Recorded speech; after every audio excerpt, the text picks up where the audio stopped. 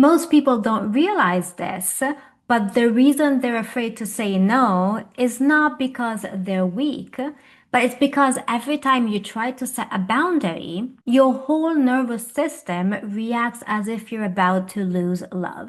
There's a moment in everyone's life when silence becomes too expensive. You know the moment when someone asks for something that you don't have to give, and your mouth says yes while your chest tightens. Not because you want to agree or you want to make yourself available, but because your whole system is terrified of disappointing someone. So you say yes, even when you're exhausted. You go along to keep the peace. You soften your tone and caretake others so that no one takes it the wrong way. We learn this early. Maybe you were brought up to be the peacekeeper in your house, the one who got used to scanning the emotional weather even before you learn to speak any words. As children, compliance meant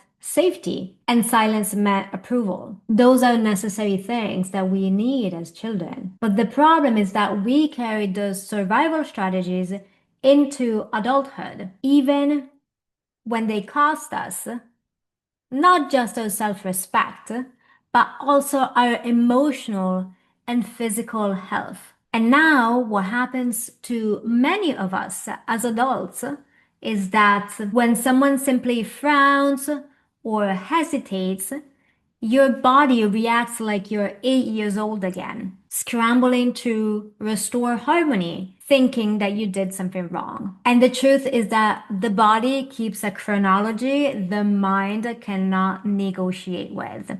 So you might be a professional and perfectly respectable person on the outside, but your body is still stuck in those early childhood dynamics. And this is why most people struggle with assertiveness, not because they lack a voice. If you ask yourself what you want to say, most likely you know it, but because most people fear losing approval. But here's the truth. Assertiveness isn't about dominance. It's about coming home to yourself. It's the quiet declaration, the silent declaration that says, I matter. My truth matters. And not in a narcissistic way. God knows we don't want you to become like that, but in a sacred and individuated way. Every time you say no, because that's your truth, even though your body wants to say yes, because that's the habit the body has learned since childhood. Even if that authentic no is just barely a whisper, every time you say that no, you're not just setting a boundary, you're slaying the dragon of self-abandonment. There's this very interesting thing in mythology where the hero isn't the strongest. The hero is the one who decides to stop negotiating with chaos. In every story, the turning point arrives when the hero stops bargaining with the world and stands in their truth. And boundaries, your willingness to say no when you want to say no, boundaries are the hero's sword.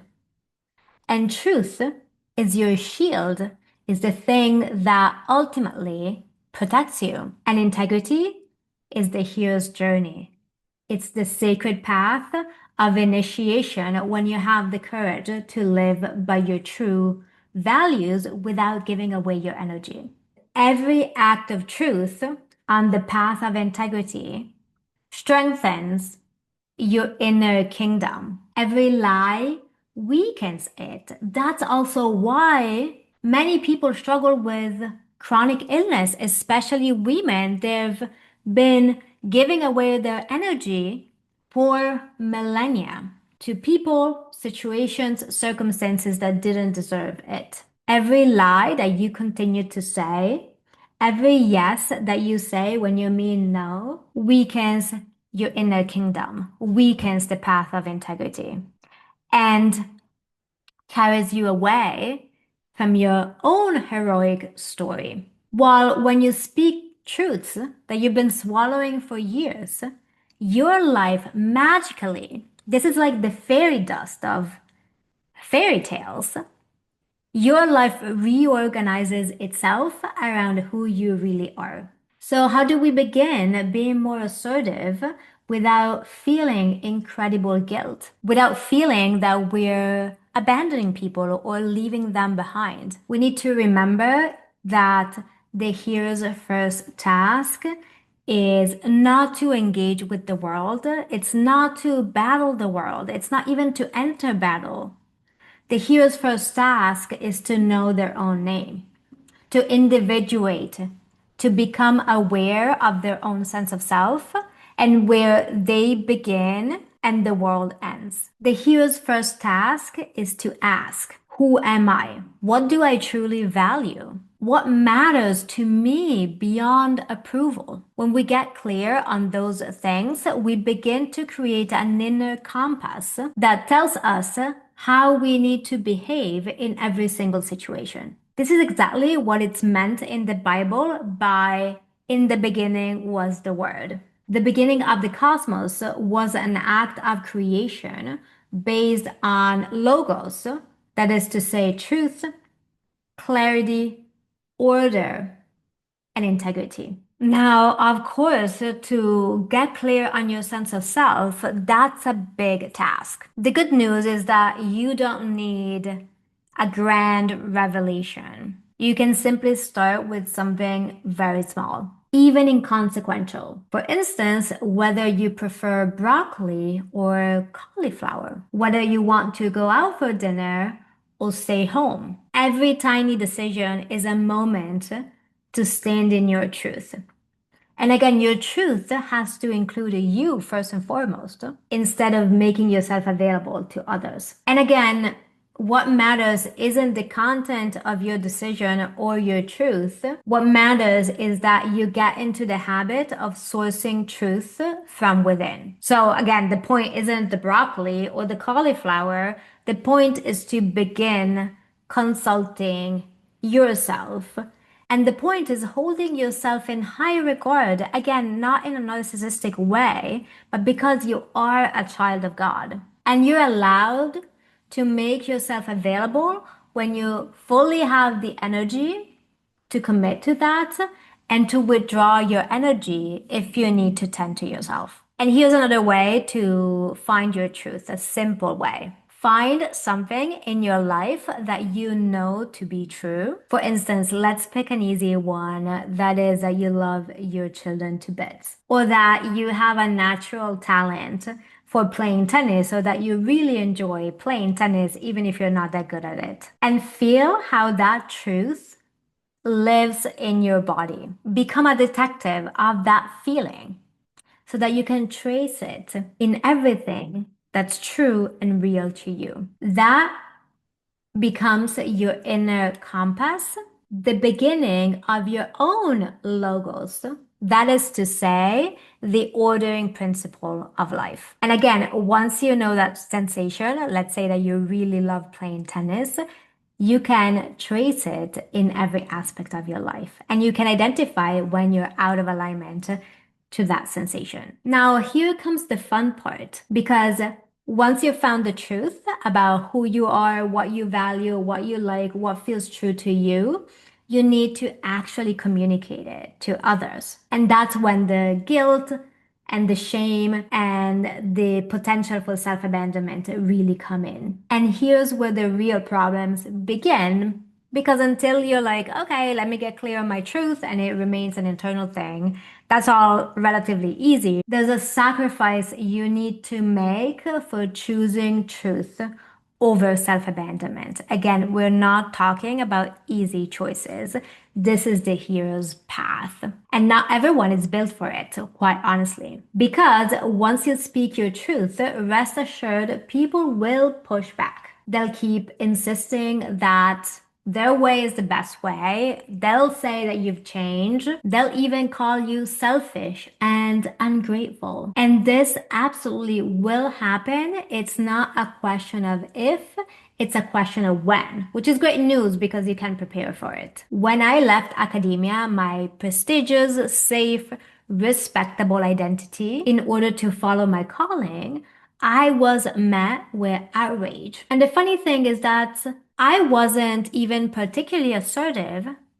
I simply stood in my truth. I simply made a choice that felt true to me. I was simply honest. And in a world built on performance, honesty looks like and feels like aggression. People call me selfish, harmful, arrogant, unqualified, and not because I was harming anyone, but because I chose to stop playing a role that made them comfortable. And that's when I realized something sacred. The moment people start to push back and try to make you question yourself, that's when the real choice begins. And that's when you have the choice to enter the real inner cave, the place where both the dragon and the treasure lie. You've been staying at the entrance, sword in hand, getting clear on your own truth. But now, when it comes the time to actually speak your truth and be assertive, now you have the choice to commit and fully go in. Of course, you could also retreat and go back to your older self, but we're not really talking about that option here. A lot happens when you choose to enter the cave and face the metaphorical dragon, that is to say, your darker bits. In this case, the shameful part of you that tells you that you have no right to have an opinion, that you're crazy for saying what you want to say, or that you're out of your mind for wanting to assert yourself or to say no when everyone else wants you to be available, or to even have needs when you spent your whole life foregoing them for others. So a lot happens when, sword in hand, armed with your own truth, you choose to enter the cave and face the inner dragon of shame. But know this. You don't have to start big. You can start very, very small with one micro truth at a time. People think that they need to scream, they need to fight, they need to be aggressive in order to be assertive. But the truth is that you don't need to scream at all. You don't need to fight. You don't need to prove yourself or demand to be listened to. You just need to lead with one small truth and stay consistent on that truthful path. And here's what happens when people who've been used to giving away their energy and going along with other people's ideas and plans because they don't want to stir the pot. This is what happens when they become more assertive. They stop attracting people who only love the compliant version of them. They stop abandoning themselves. They stop collapsing in the face of conflict, and they stop living a half life. Again, assertiveness is not the art of speaking loudly or being the loudest person in the room. Often, the most assertive people are the quietly confident ones. Assertiveness is the art of returning to yourself and choosing yourself over and over again. It's the quiet courage of a person who has stopped negotiating with their own soul or doubting the messages that they get from their soul. Assertiveness is the moment you stop betraying yourself for belonging. So, tell the truth, become yourself, and watch your life reassemble around the person you were always meant to be. This is Dr. Claudia with the art of becoming your best self.